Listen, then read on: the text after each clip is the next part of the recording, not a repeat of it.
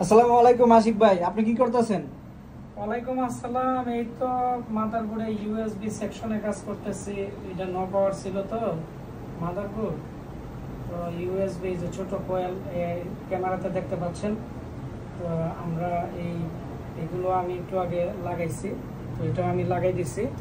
তো এরকম আরো অনেক মাদারবোর্ড বিভিন্ন জেলা থেকে আমাদেরকে পাঠাইছে, তো এই মাদারবোর্ডগুলো কাজ করতেছি।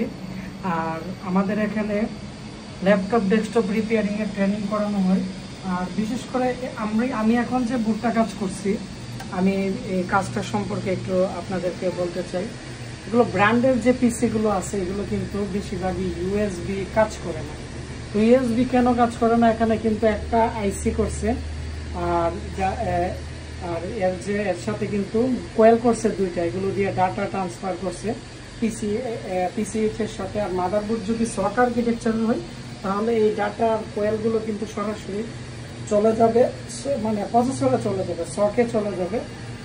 তো এই কোয়েলগুলো প্রবলেম হয়, আইসিগুলো প্রবলেম হয়, এগুলোর কারণে ইউএসবি সার্চ লেখা আসে। আবার যেগুলো আসুস গিগাবাইটের মাদারবোর্ড আছে, এগুলোর মধ্যে যে লেখা আসে এটা হচ্ছে ইউএসবি ওভার কারেন্ট, একটা লেখা আসবে। ইউএসবি ওভার কারেন্ট লেখা আসার পরে কিন্তু মাদারবোর্ড বন্ধ হয়ে যায়।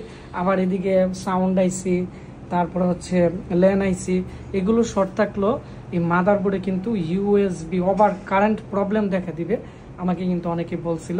আর আমাদের এখানে ল্যাপটপ ডেস্কটপ রিপেয়ারিং এর ট্রেনিংও করানো হয়। আমাদের এখন একটি বেস চলছিল, শেষ হয়ে যাবে। আমাদের এখানে স্টুডেন্টরা এরকম কাজ করতে পারে, কাস্টমার যারা আমাদেরকে কুরিয়ার করে পাঠায়। ভিডিওটি বেশি বেশি করে শেয়ার করে দিবেন, তাহলে যারা কম্পিউটারের মাদারবোর্ড ঠিক করতে চাচ্ছে বা যারা কাজ শিখতে চাচ্ছে তাদের উপকার হবে। ধন্যবাদ। আসসালামু আলাইকুম।